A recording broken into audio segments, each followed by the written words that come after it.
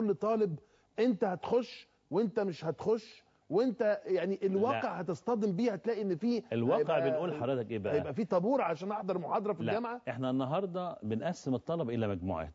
زمان كنا بنقسم الطلبه مجموعه 1000 و1000 ونص. النهارده بنقسم الطلبه مجموعه 500 و600 الاعداد الكبيره.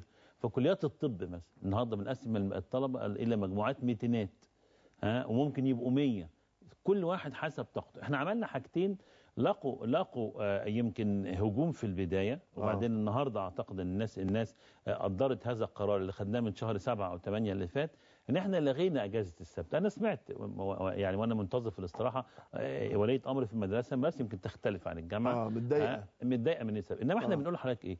احنا الغاء الغاء اجازه السبت برغم ان ده يعني في حمل على الاساتذه، على زمايلنا الاداريين، على الطلبه، انما بيديني مساحه من الوقت ومساحه من المكان اللي اقدر ان انا استخدم فيه. بدل ما كنت استخدم الكليه 5 ايام من 8 ل 3 ولا 4، بستخدم الكليه دي 6 ايام. في بعض الكليات هتشتغل 7 ايام، ومديت اليوم الدراسي اصبح يشتغل من 8 ل 8 بالليل. انا لما كنت في كليه هندسه، طبعا مش هنقول من سنه كام، كنت بشتغل 3 ايام الصبح و3 ايام بعد الظهر. ليه؟ الكثافه. وكنا كام؟ كنا 150 واحد في المجموعه. فاحنا النهارده بنحاول نرجع. طبعا ده في حمل على الاساتذه زياده، لان في محاضرات هتعاد، في مجهود على زمايلنا الاداريين، ان في مجموعه منهم هتيجي الصبح وهتيجي بعد الظهر. كل ده هننظمه وهنعوض كل واحد يشتغل معانا. في يعني ميزانيات مخصصه لمكافاه الاساتذه اللي هيبذلوا مجهود اكبر. بالظبط كده. في عندنا، واحنا بدينا من السنه اللي فاتت، وهنعدل الاليات حتى نكافئ هؤلاء الزملاء والزميلات اللي هيشاركوا معانا في هذا الموضوع. طب تمام، مفيش شك انك داخل على عام دراسي، قدامك تحدي كبير يا دكتور هاني، وقدامك يعني عايز اقول عمليه بعتبرها بالغه التعقيد، متمثله في متابعه الامور بقى عشان تتابع امورك. طب انت اليتك ايه للمتابعه؟ لا بص، اليتي للمتابعه بسيطه جدا وفعاله، واحنا جربناها في حاجات كتير قبل كده. احنا عندنا الجامعات مستقله، مش محتاجه. يعني عايز اقول انا النهارده زيارتي لجامعه القاهره وجامعه عين شمس ليس للتفتيش ولا لمتابعه العمل، بالعكس ده للتاكيد للراي العام. النهارده كان معانا الزملاء الصحفيين والاعلاميين في جزء من الزياره، وانا بلتقي بمجلس الجامعه عشان بنطمنهم وبنقول لهم احنا كدوله واحنا كحكومه موجودين معاكم. انما الجامعات ليها خطط، انت حضرتك ممكن تحصل على خطه كل جامعه. انا مستعد اجيب لحضرتك خطه، يا ريتني جبتها معايا، مثلا لجامعه القاهره وعين شمس كنا فيها النهارده. احنا عارفين انهي طبيب ورقم تليفونه وساعه تواجده في العياده بتاعته او في المستشفى او غيره. عندنا خطه متكامله، ان احنا بدينا بدري. احنا منظومه تعليم عالي، احنا اساتذه، ما ينفعش ما نخططش مسبقا. ما ينفعش استنى لغايه قبل الدراسه باسبوع واجي اقول لا الحق. لا، الكلام ده محطوط من يوليو واغسطس اللي فات، يعني جاهزين من يوليو واغسطس اللي فات. طبعا هنقول ايه بقى؟ هيجي واحد يقول لك احنا مثلا ما اعرفش اذا كان في حد في التليفون هيتكلم عن ده. احنا جينا قلنا احنا كان عندنا انماط من التعليم موجوده داخل منظومه التعليم العالي، وتطبق بطريقه مختلفه. عندنا الاعداد اللي حضرتك بتشتكي منها دي موجوده في كليات النظريه، الاداب والتجاره ويمكن دار العلوم وبعض الكليات الثانيه اللي فيها نظام الطالب الانتظامي، اللي بيجي يبقى ليه فصول دراسيه، يعني ليه فصل وليه محاضره وليه امتحان اعمال سنه. واخترعنا مبدأ جديد اسمه انتساب موجه، اللي هو كان زمان الانتساب ده كان عبارة عن ايه لما ابتدى او العالم كله ابتدعه؟ هو نظام تعليم عن بعد. كان الذي يهوى دراسة، انا مثلا خلصت هندسة واريد ان ادرس حقوق واستزيد علما، فبنتسب لهذه الكلية، ما بحضرش المحاضرات، انا باخد الكتب واذاكرها بنفسي واروح امتحن اخر السنة.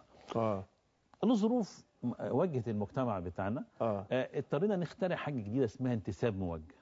يعني ايه انتساب موجه؟ انا ما اقدرش اجاوبك عليه يعني. انما هو عباره عن طالب منتسب، ولكن الجامعه قالت خلاص ما دام منتسب وزودنا الاعداد ده، نبقى نعمل لهم محاضرتين ولا 3 في الاسبوع.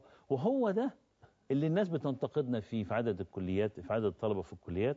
هو ده الطالب ده ما بيمتحنش اعمال سنه، الطالب ده ملوش سكاشن او فصول، واخد بالك، هو بس بيحضر محاضره ويمتحن اخر السنه. حضرتك بتمهد لانك عارف سؤالي اللي جاي، انتوا منعتوهم ليه من حضور المحاضرات؟ كويس، انا ما منعتوش، ده حق مكتسب. لا معلش، خلينا بقى نشوف الحق ده مكتسب بمعنى ايه؟ اتعودوا عليه.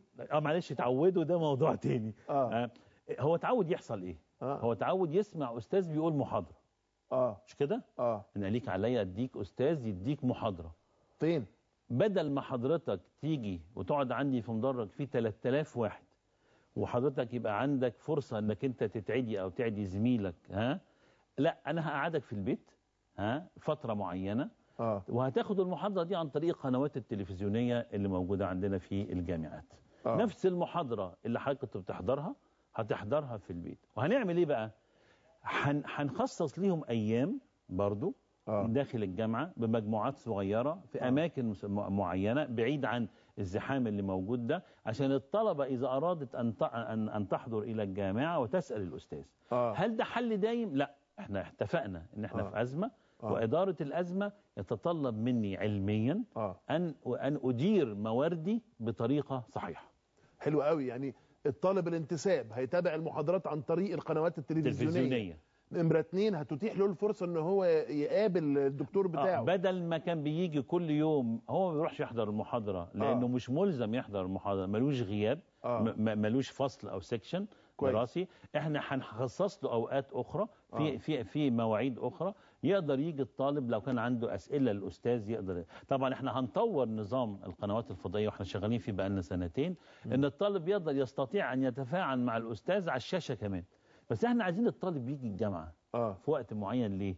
يحس بزمايله ويبقى في جزء اجتماعي موجود داخل العمليه التعليميه. تمام. وسمعت او قريت ان انتم عملتوا زي تعاقد مع احدى الشركات لبث المواد لا، احنا ما بتاخدهاش التعليميه دي. مش شركات، بالعكس احنا الجامعات عندها برامج تعليميه مسجله، وفي بعض الجامعات لسه كانت هتبتدي في هذا الموضوع هتسجل برامجها. احنا هنستخدم قناتي التعليم العالي، هنستخدم قناه المناره للبحث العلمي، هنقلبها تعليم عالي في هذه الفتره. اجرنا قناتين زياده في عن نايل سات، زائد عندنا القنوات الإقليمية من الثالثة للثامنة عندها ساعات ممكن تديها لنا للجامعات الإقليمية تذيع عليها جزء من برامجها الخاصة بالانتساب والانتساب الموجه، وتنشر كل ما يتعلق بالمواعيد البث وإذاعة المحاضرات. بننشره على في الجرايد الإقليمية أو في الصحف، زائد ان هو موجود على الويب سايت بتاع الجامعة. احنا النهارده الطالب بتاعنا ده النهارده ما اصبحش طالب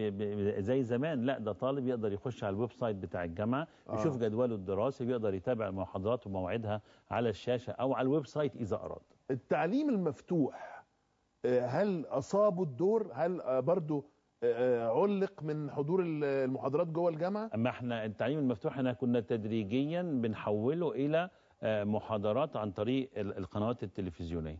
برضو هنخصص لهم اوقات معينة يقدروا يجوا فيها بعيد عن التجمعات. احنا حضرتك الهدف من هذا الموضوع ايه؟ بجانب تحسين العملية التعليمية، انه نمنع وجود في الفترة الحالية لغاية لما تستقر الامور، نمنع تواجد كمية كبيرة من الطلاب في مساحة ضيقة لوقت محدد. حلو قوي. دكتور هاني هلال، واحنا قاعدين مع بعض قعدة صراحة كده، النهاردة كان في مجموعة من المنقبات، الفتيات المنقبات، كان في صورة حتى ان هم تظاهروا في وجه الدكتور هاني هلال اعتراضا على مسائل خاصة بأوضاعهم داخل المدن الجامعية. تعقيبك ايه على الموضوع؟ لا، هو مش مظاهرة. الحقيقة أنا لما رحت زرت مدينة البنات النهاردة في جامعة القاهرة، وانا داخل لقيت على الباب في